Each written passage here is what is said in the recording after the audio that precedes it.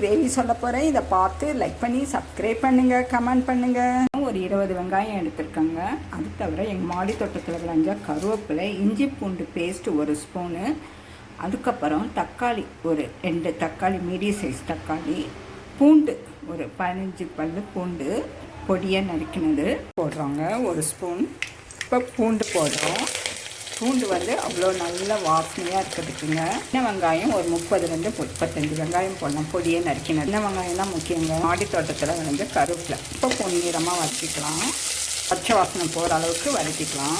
இஞ்சி பூண்டு paste 1 spoon, அதையும் சேர்த்து நல்லா வதக்கிக்கலாம். ஒரு 2 நிமிஷம் இதிலே வச்சு வதக்கிக்கலாம். நல்லா வதங்கிடுச்சு. பழுத்த தக்காளி ஒரு 2 தக்காளி போட்டுக்கலாம், மீடியம் சைஸ் தக்காளி. உப்பு கொஞ்சம் போட்டுக்கிறோம், உப்பு கொஞ்சம் போட்டுக்கிறோம். எல்லாத்தையும் சுருள வதக்கிக்கலாம். தனியா 1 ஸ்பூனு, மிளகாத்தூள் 3/4 ஸ்பூனு, மிளகாத்தூள், பெரும் மிளகாத்தூள் 1/2 ஸ்பூன், எல்லாத்தையும் வதக்கலாம். மஞ்சத்தூள் 1/2 ஸ்பூன் போடுறோம், இதையும் சேர்த்து வதக்கலாம். 400 கிராம் நண்டு போடுறேங்க. எல்லாத்தையும் சேர்த்து வதக்கலாம். ஒரு 5 நிமிஷம் வதக்கிக்கலாம். 2 கிளாஸ் தண்ணி ஊற்றுறோம். 2 எல்லாத்தையும் கிண்டிட்டு ஒரு 25 நிமிஷம் மூடி வச்சு வேக வச்சிடலாம். பச்சை மிளகா 1 போட்டுக்கோங்க. ஒரு 5 நிமிஷம் கொதிக்கட்டும். காரம் வேணும்னா 100 மிளகாய் கூட போட்டுக்கலாம். தூளை போடுறாங்க. இரும்பல் அதுக்கெல்லாம் ரொம்ப நல்லதுங்க.